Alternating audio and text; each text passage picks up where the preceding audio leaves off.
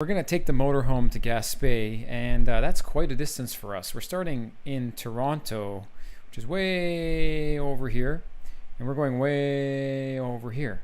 So we're basically going into the sort of southern easternmost peninsula of Quebec.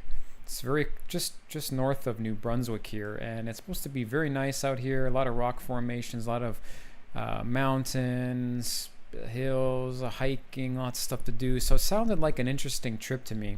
So we said, hey, you know what? Let's do it. So I plotted this out on Google Maps, and it's roughly going to be like, 1,300 kilometers each way, which is quite a long way. And we're going to break it down. We were originally going to do it over 2 days, but we've decided to break it down into 3 days. The first day is going to be Toronto to just outside of Quebec City. Now, this is going to be a free overnight stay. There is like I don't know if you're familiar with the on routes in Ontario, but like a stop, not like a truck stop, but just like a rest area where there's like public bathrooms and maybe some food places. So the first stop will be here, just outside of Quebec.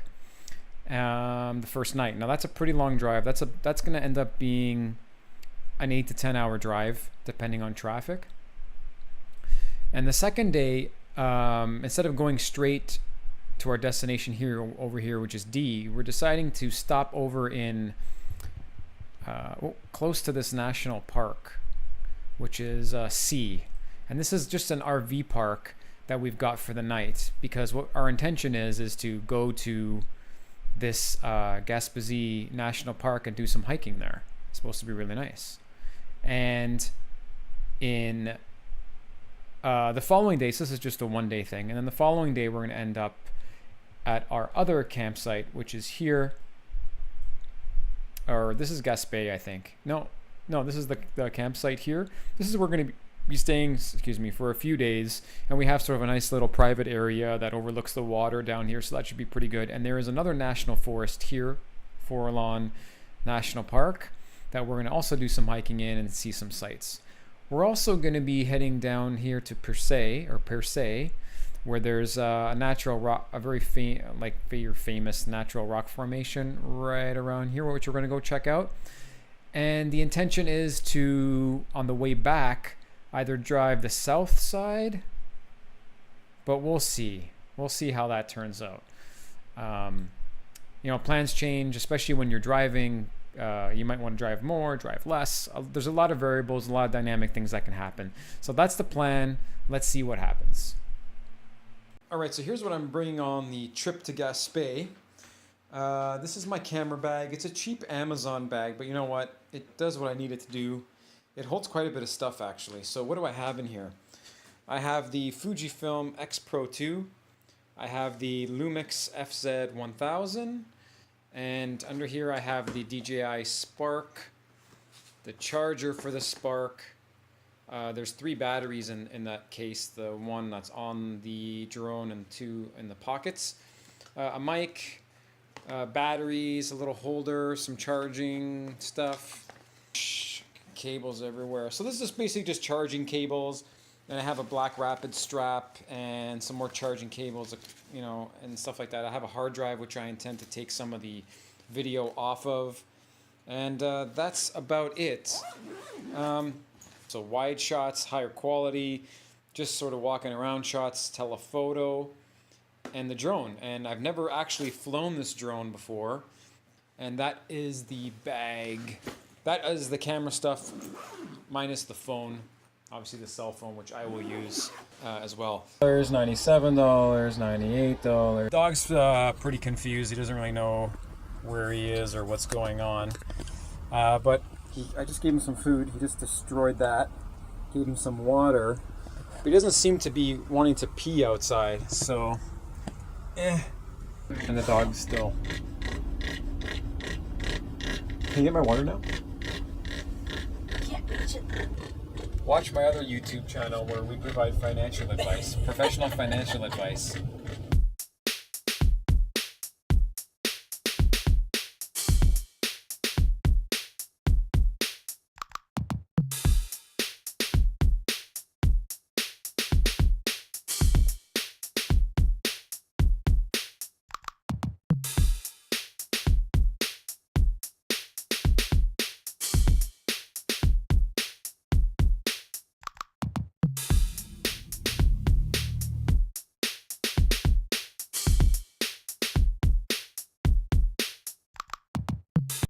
Okay, so we're taking the first night.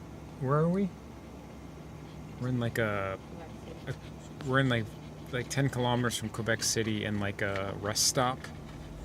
Maximum 4 hours. So we're gonna just sleep here. Hopefully that's not a problem.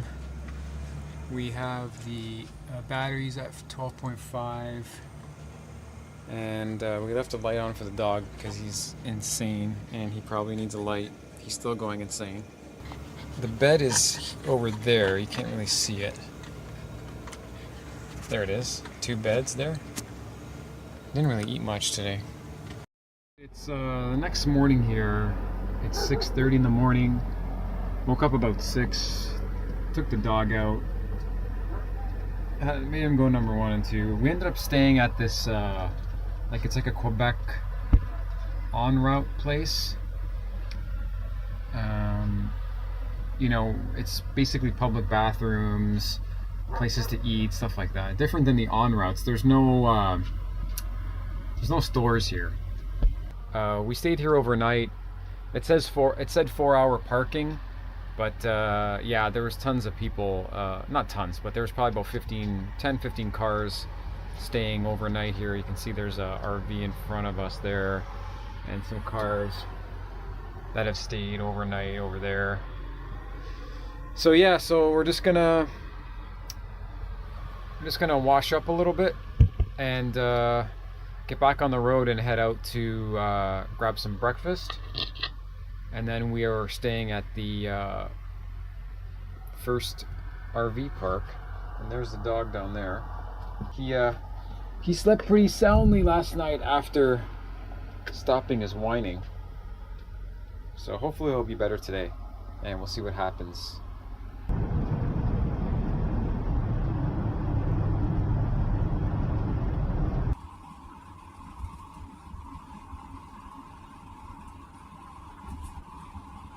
Alright, here's me trying to set up this Coleman tent thing, bug thing. I just did a quick time lapse with this ridiculous Ubiquity thing I bought like last year.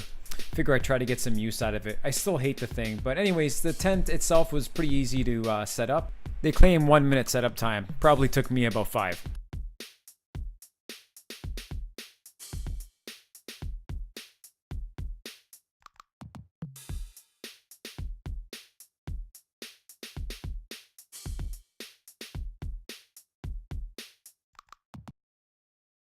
So this is our spot at camping au bord de la mer, which is very close to the Parc National de Gaspésie.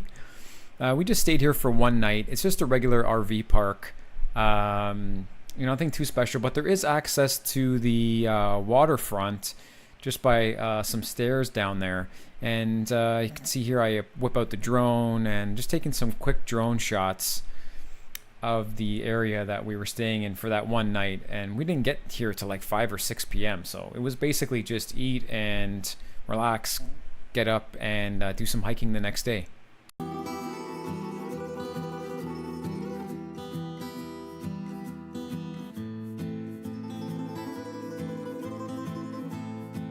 The views really start to open up fairly quickly here, and the climate changes pretty dramatically at this point for us. From very cloudy and foggy to like really sunny to cloudy to overcast to sunny. So, we're approaching the mountainous regions, and that shift in temperature happens very dynamically. But the views are spectacular either way.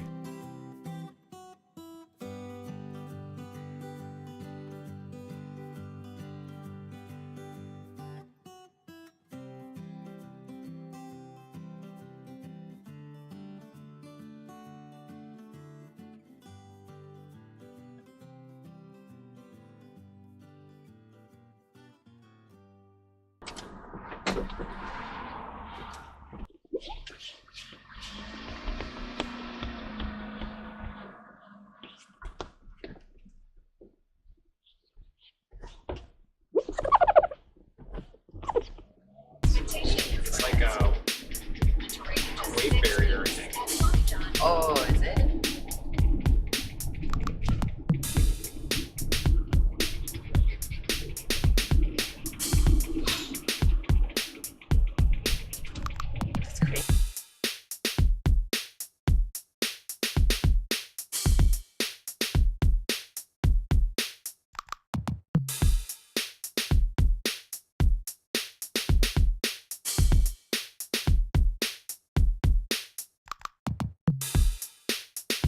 I'm not going to say too much at this point. I'll just let you guys enjoy the ride a little bit.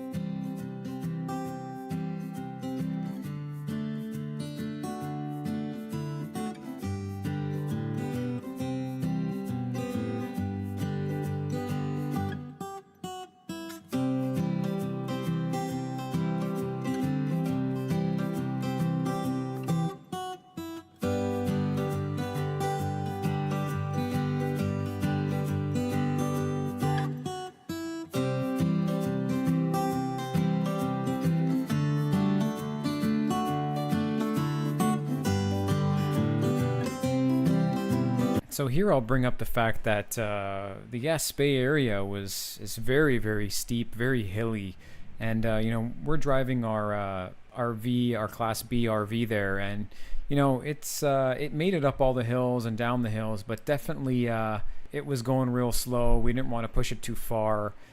We didn't want to have any mechanical issues or overheating issues, so we took it pretty slow on the hills. Just an FYI, if you do go out here with a truck or big trailer or big RV, there's a lot of steep hills. It's very windy, very steep, so just keep that in mind. I should warn you that there are many parts of the roads out in this area that are very bad. Some are okay. I wouldn't classify it being good at all, but there are some really bumpy stretches there where it's just going to shake your vehicle to the bone. Just be careful with that too. I mean, while I'm driving here, we're trying to avoid all the potholes and all the sort of bad area of road, because there are quite a bit of them. And when you're driving something large, everyone, you know that it feels a lot worse when you're driving a truck or something like that. So I don't know, air suspension would be great out here.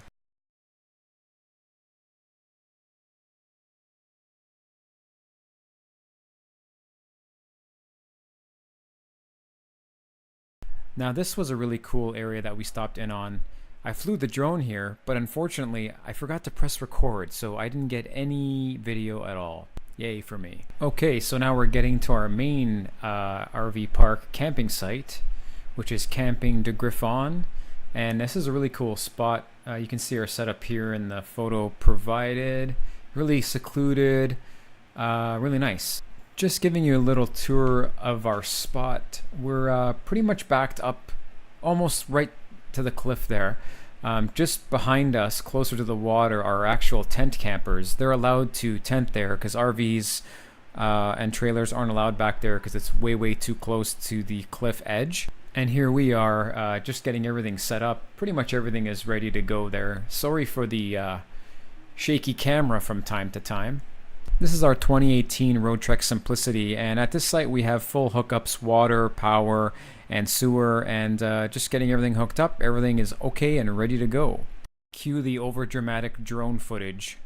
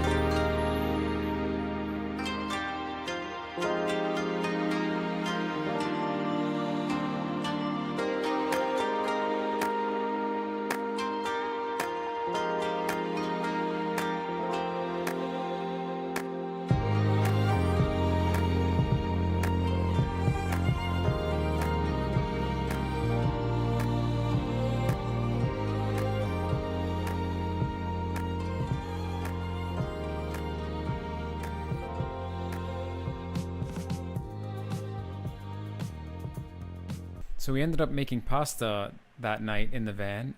Came out really good. It's pasta with rapini. Tomorrow we do some hikes in the Forlon National Park.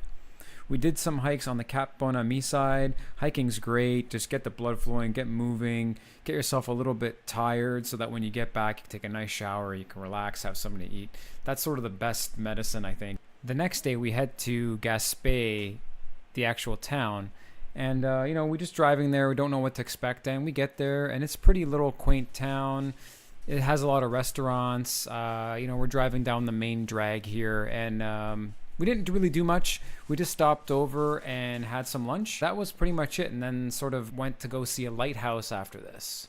Off to the town of Percy, or Persay, I'm not really sure how you pronounce it. But again, a little small town, but this is the town that has the rock. Quoting from Wikipedia, Pierced Rock is a huge sheer rock formation in the Gulf of the St. Lawrence on the tip of the Gaspe Peninsula in Quebec. Pierced Rock appears from a distance like a ship under sail. It is one of the world's largest natural arches located in water and is considered a geologically and historically rich natural icon of Quebec.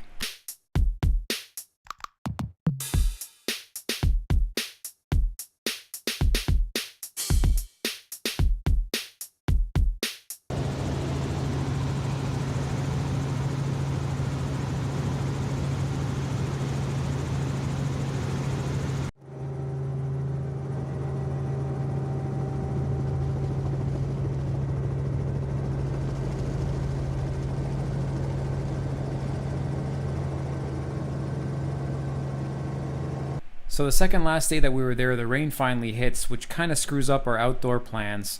So we figure, let's leave a day early, and on the way back, we'll stop in Rimouski and go and see the submarine. Tesla. Yeah, two. Ooh, they're all Teslas. Looks like we ran into the local Gaspésie Tesla enthusiast group. Okay, this would also been a good drone flying spot. Yeah, this is very nice. Like, were we that fogged up? I think we were. I think for a long stretch of it, we had a lot of fog. Yeah. Vous trouvez une section de route en réparation dans beaucoup de sections en raison de l'érosion.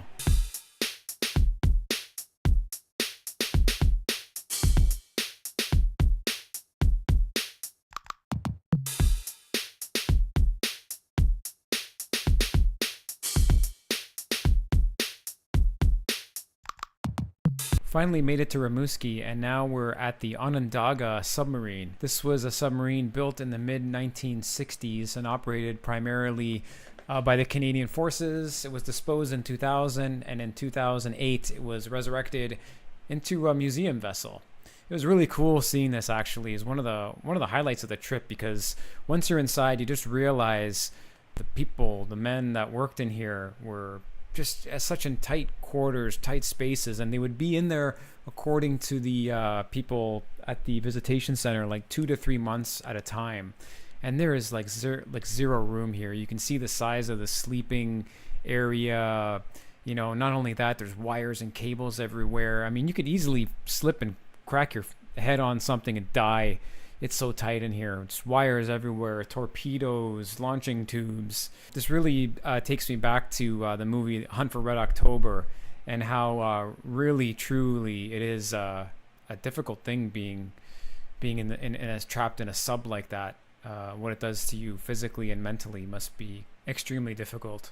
Yes, and of course, the lighthouses. There's tons and tons of lighthouses to see in this area. Here's another one in Rimouski. And this is where we stayed. So this is the parking lot for the submarine. And we drove in here, and there was like 20 RVs parked. And according to freecampsites.net, this is a very popular place for RVs to overnight, because I don't know if a lot of them go see the submarine, but they know this is a spot where they're allowed to stay. And we stayed here as well. And it was very quiet, pretty cold though that night. I think it dipped down to like 13 to 15 degrees Celsius that night, so it's pretty chilly. All good.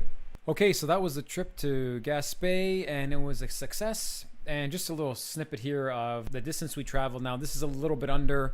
It was actually more like almost 3,500 kilometers, because I didn't start the trip odometer until about an hour and a half in. So about 40 something hours of driving, almost 3,500 kilometers. Pretty good trip. That was the farthest I've ever driven, I think, in my life.